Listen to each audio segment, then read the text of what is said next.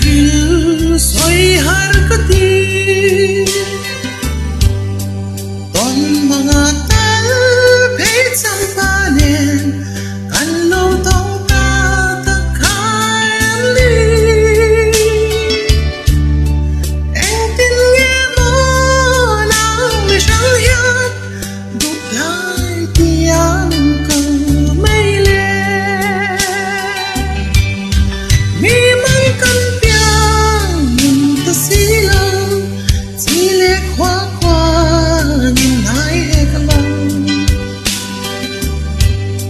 ít sun nu lệ cả gió pala layan inna kan rek lâu em đang vanga như lâu lung rung hoa nu lên tỏa ngày càng lâu ní cả lòng hối ya ni se ya ni ta tan khoa ra là par me tri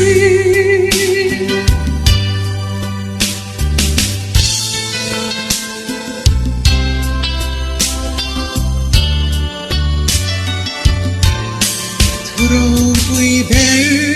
indu tonan kan ril dun ve ni kalurun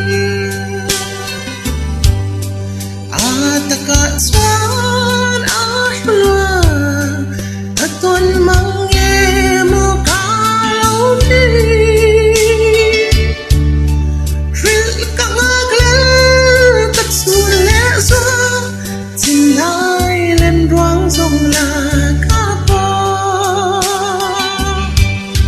mi mang căn piang mong ta xí lâu